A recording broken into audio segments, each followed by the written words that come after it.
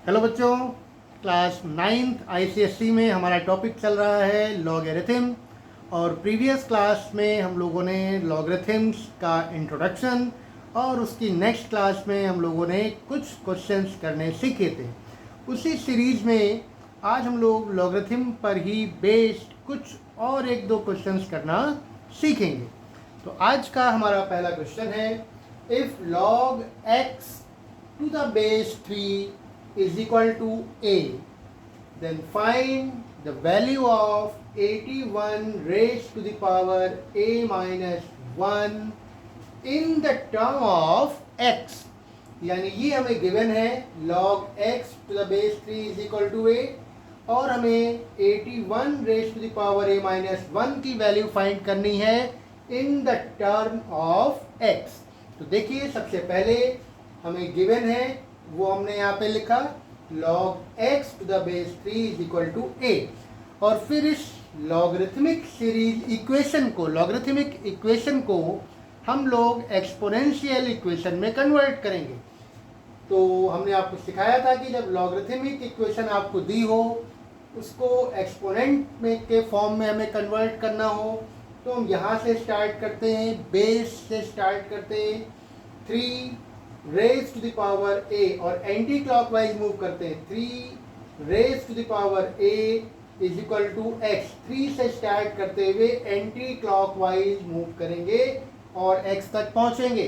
तो 3 raise to the power a is equal to x, ये यहाँ पर आ गया 3 raise to the power a is equal to x, यानी x की वैल्यू आ गई 3 raise to the power a। अब देखिए हमें क्या फाइंड करना है, हमें फाइंड करना है 81 raise to the power a minus 1। तो 81 को लिखा जा सकता है 3 रेज टू द पावर 4 और उसके ऊपर पावर है a माइनस 1। तो जब 3 रेज टू द पावर 4 और over the power a minus 1 है तो पावर 4 और पावर a माइनस 1 दोनों पावर्स को आपस में मल्टीप्लाई कर देंगे, यानी 4 इंटू a माइनस 1।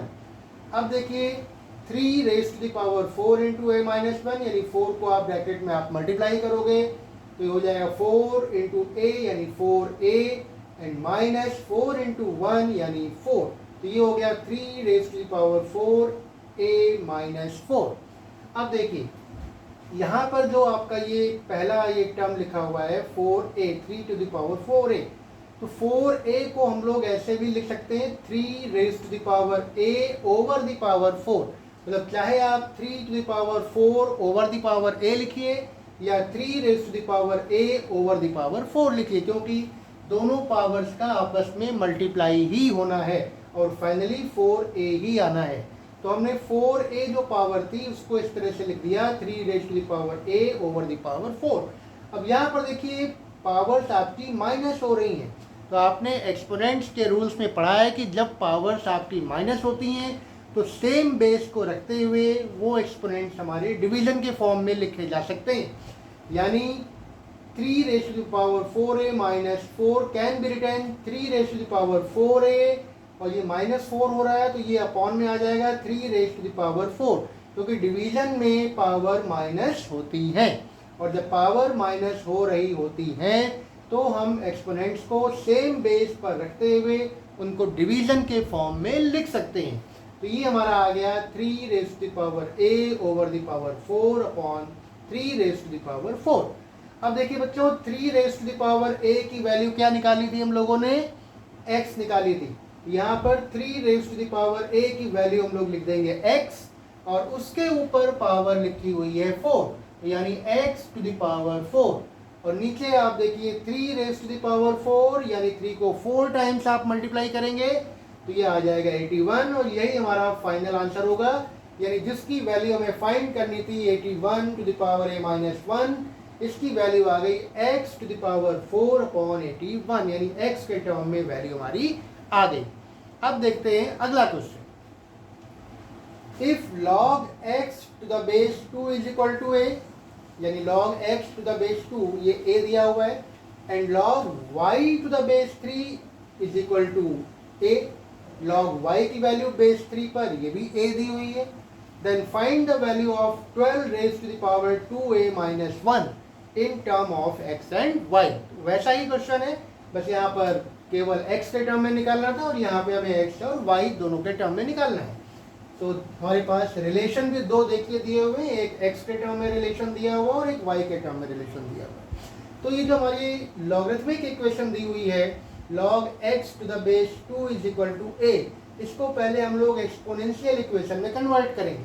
तो हमने आपको बताया है यहाँ बेस से स्टार्ट करेंगे और एंटी क्लॉकवाइज घूमेंगे, 2 raise to the power a is equal to x, यानी 2 raise to the power a is equal to x आ गया। दूसरी इक्वेशन हमें दी है log y to the base 3 is equal to a, इसमें भी आप यहाँ बेस से स्टार्ट करेंगे, एंटी क्लॉकवाइज घूमेंगे और 3 to the power a is equal to y, ये आ गया 3 to the power a is equal to y। तो ये दोनों आपके एक्सपोनेंट के फॉर्म में आ गए। अब हमें जो फाइंड करना है वो है ये 12 raise to the power 2a minus 1। 12 को हमने प्राइम फैक्टराइज कर लिया पहले। 12 को लिखा जा सकता है 2 स्क्वायर इंटू 3, यानी 2 स्क्वायर 4 हो जाएगा, 4 3 जार 12 हो जाएगा। तो ये 12 को ब्रेक कर लिया हम लोगों ने, 2 स्क्वायर इंटू 3 और ओवर द पावर है 2a माइनस 1। अब ये आप देखिए यहाँ पर 2 की पावर कितनी है, 2 है, और यहाँ पर 3 की पावर कितनी है, यहाँ पे 3 की पावर 1 है। अब ये पावर ओवर द पावर है 2a माइनस 1। तो जब पावर ओवर द पावर होती है, मतलब पावर के ऊपर एक और पावर होती है, तो उन दोनों पावर्स को आपस में मल्टीप्लाई कर देते हैं। यहाँ पर भी इन पावर्स को हम 2a माइनस 1 से मल्टीप्लाई करेंगे। तो 2a माइनस 1 को पहले हम पावर 2 में मल्टीप्लाई करेंगे, तो ये हो जाएगा 2 raise to the power 2 into 2a minus 1, फिर इंटू 3, और 3 की पावर 1 है, 1 में आप इस 2a माइनस 1 को मल्टीप्लाई करेंगे पावर में, तो 3 raise to the power 2a minus 1 आ जाएगा। अब यहाँ पर देखिए बच्चों, ये जो 2 है इसको ब्रैकेट के अंदर मल्टीप्लाई करेंगे, तो 2 2s are 4a and 2 1s are 2, यानी 4a माइनस 2 हो गया, और ये एज इट इज रहेगा। अब देखिए यहाँ पर 2 raise to the power 4a can be written as 2 raise to the power a over the power 4, यानी इन दोनों को मल्टीप्लाई करेंगे पावर्स को, तो 4a ही आ जाएगा।